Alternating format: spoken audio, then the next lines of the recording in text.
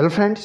UP scholarship को लेकर के बहुत बड़ी अपडेट आ रही है। यहाँ पर जहाँ स्टूडेंट्स का स्टेटस वेरीफाइड होने के बाद भी उनके खाते में छात्रवृत्ति नहीं आ रही है, मतलब गवर्नमेंट जो है वो छात्रवृत्ति नहीं दे रही है। वहीं पर कुछ अराजक तत्वों की वजह से बड़े बड़े घोटाले सामने आ रहे हैं, मतलब अपात्र छात्रों को छात्रवृत्ति जो है वो प्रोवाइड कराई जा रही है। तो इसी को लेकर के समाज कल्याण विभाग से बड़ी अपडेट है। और नेक्स्ट हम लोग बड़ी बात करेंगे कि आज छात्रों के खाते में छात्रवृत्ति आई है या नहीं आई है। तो आप लोग वीडियो में लास्ट तक बने रहिएगा और चैनल पर नया तो चैनल को सब्सक्राइब, वीडियो को लाइक जरूर करना, क्योंकि ये चैनल हमेशा आपको रियल और ऑथेंटिक अपडेट प्रोवाइड करता है। तो देरी ना करते हुए हम लोग बढ़ते हैं। तो आज के न्यूज़पेपर में स्पष्ट रूप से अपडेट है, छात्रवृत्ति शुल्क भरपाई में 90 लाख का घपला, विभागीय ऑडिट में गड़बड़ियां मिलने पर समाज कल्याण निदेशालय ने 5 अप्रैल तक इसके पीछे जवाब मांगा है। कारण बताओ नोटिस भी जो जारी की है और अपात्रों को दे दिया योजना का लाभ। वसूली के साथ यहां पर संस्थानों पर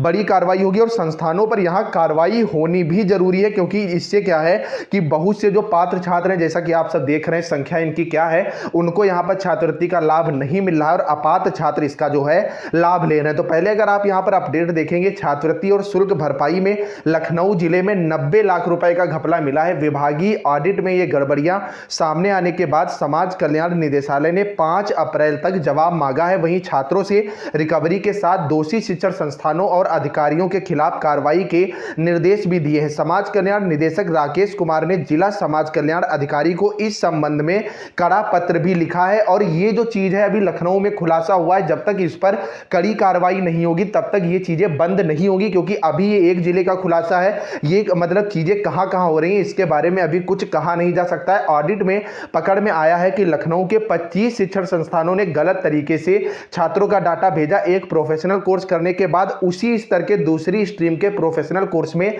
योजना का लाभ लेना अनियमित है। बावजूद इसके इन संस्थानों ने एमबीए करने के बाद बीटीसी के लिए शुल्क की भरपाई कर दी है। इसी तरह से बीकॉम व एलएलबी करने के बाद बीएड के लिए भरपाई की है। इसी तरह के अन्य उदाहरण भी है। इन 25 शिक्षण संस्थानों ने 32,82,215 रुपए का घपला किया है। वहीं अगर आप बात करोगे 2018 का जो केस चल रहा है तो उसमें भी लगभग बहुत बड़ी जो है लगभग करोड़ों में वहां पर भी घोटाला हुआ है, तो उसकी भी जांच जो है वो चल रही है। वहीं निजी क्षेत्र के शिक्षण संस्थानों में ऐसे व्यावसायिक पाठ्यक्रम जिनमें इंटरमीडिएट के अंकों के आधार पर प्रवेश दिया जाता है, उनमें न्यूनतम 60% अंक होने पर ही योजना का लाभ दिया जाता है। लेकिन लखनऊ की फार्मेसी व अन्य शिक्षण संस्थानों ने यह अर्हता पूरी न करने वाले विद्यार्थियों को भी डाटा आगे जो है बढ़ा दिया है। इतना ही नहीं, इन छात्रों को भुगतान भी कर दिया गया है। इस तरह से विभाग को 51,08,410 रुपए का चूना लगाया गया है। इसमें निदेशालय ने छात्रों से वसूली के लिए भी कहा है। वहीं इसी तरह से बिना काउंसलिंग में हिस्सा लिए प्रवेश लेने वाले छात्रों को भी भुगतान करके 5,56,920 रुपए की गड़बड़ी यहां पर सामने आई है। तो यहां पर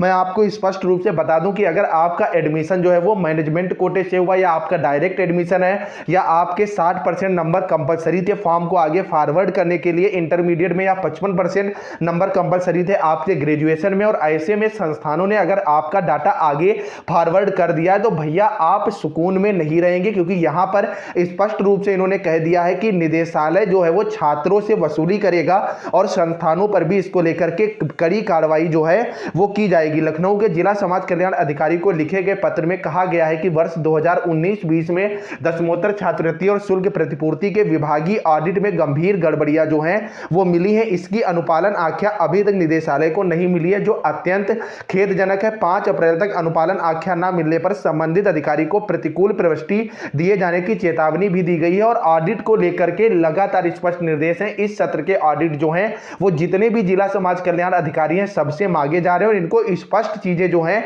वो लिख करके देनी होंगी कि क्या क्या चीजें आपने करी हैं। कहीं आपने अपात्र को छात्रवृत्ति तो जो है वो नहीं दे दी है, तो इसमें आपके अनुसार कार्रवाई जो है वो किस तरह की होनी चाहिए आप लोग कमेंट करके जरूर बताइएगा, क्योंकि इसमें नुकसान केवल आप लोगों का ही हो रहा है। मैं बार बार कह रहा हूं कि आपका स्टेटस वेरीफाइड हो जाता है, आप पूरी तरह से पात्र होते हैं, आप केवल एक जगह से छात्रवृत्ति लेने के मूड में होते हैं, तब भी छात्रवृत्ति आपके खाते में जो है वो नहीं आती है। नेक्स्ट अब हम लोग बात करेंगे, पहले कुछ कमेंट्स देखेंगे फिर हम लोग बात करेंगे कि आज छात्रवृत्ति जो है वो आई या है या नहीं आई। ये कमेंट आज के ही है, सर मेरी 20,600 आई है जबकि कॉलेज फीस 63,000 है, सेकेंड इंस्टॉलमेंट जो है वो कब तक आएगी। तो सेकेंड इंस्टॉलमेंट को लेकर के मेरी आज बात हुई थी, तो उन्होंने स्पष्ट रूप से कह दिया है कि अगर बजट रहेगा, कैटेगरी वाइज बजट रहेगा, तो ऐसे में आपकी छात्रवृत्ति जो है वो आपके खाते में भेज दी जाएगी। अदरवाइज यहाँ पर सेकेंड इंस्टॉलमेंट को लेकर के आप लोग जो है वो ज़्यादा मतलब परेशान ना हो, और सेकेंड इंस्टॉलमेंट आने के जो चांसेज हैं वो काफ़ी ज़्यादा कम ही है। नेक्स्ट यहाँ पर अपडेट आ रही है,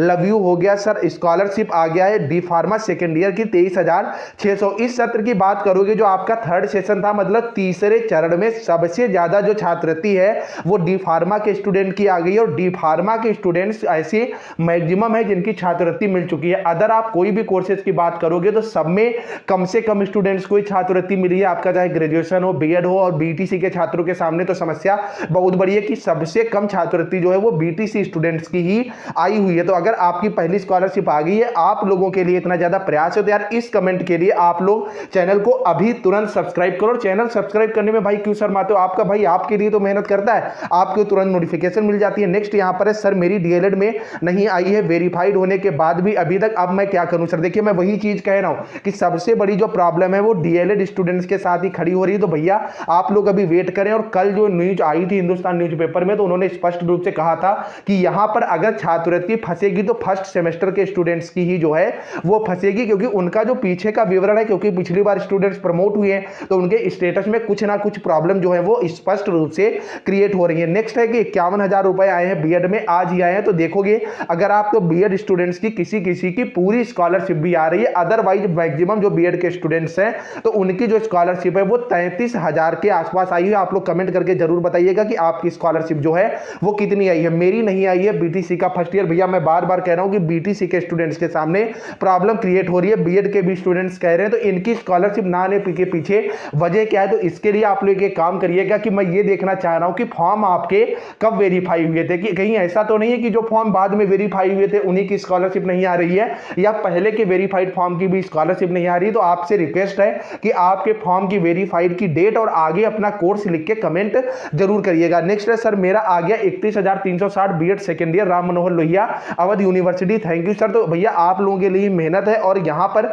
बीएड के स्टूडेंट्स की स्कॉलरशिप जो है वो इतनी ही लगभग आ रही है। सर बीएड सेकेंड ईयर में हूं, अभी तक नहीं आया, आप वेट करिए, अप्रैल में भी छात्रवृत्ति आती रहेगी। इसको लेकर के आज मैंने वीडियो दी थी, आप लोग देख सकते हो। भाई मेरा आ गया आज स्कॉलरशिप 23,600। मैं बार बार कह रहा हूं डी फार्मा के स्टूडेंट्स की स्कॉलरशिप आ रही है। और यहां पर एक कमेंट मेरे को मिला है, मैंने कहा जरूर इसमें डाल दूं जिससे आप लोगों को सांत्वना मिल जाए कि यहां पर डीएलएड के स्टूडेंट्स की भी स्कॉलरशिप जो है वो 41,000 रुपए आई हुई है। बीएड फर्स्ट ईयर 6 दिसंबर को 24,500 आया है, बाकी 26,500 अभी तक नहीं आया है, जो सेंट्रल को देना होता है। कब तक आएगा, जल्द से जल्द आपको ये जो है वो मिल जाएगा। सेंट्रल के पास अगर बजट रहेगा, फिलहाल आप अभी इसकी उम्मीद जो है वो छोड़ दें। उम्मीद करता हूं आज की वीडियो आपको समझ में आ गई होगी। इसकी पीडीएफ आपको टेलीग्राम ग्रुप पर मिल जाएगी, जो कि आप ले सकते हैं, और जो मैंने कहा है उतना आप लोग कमेंट में जरूर करिएगा। और जाते जाते चैनल को सब्सक्राइब, वीडियो को लाइक, डिस्क्रिप्शन में टेलीग्राम ग्रुप का लिंक दिया है उसे जरूर ज्वाइन करिएगा। Bye bye.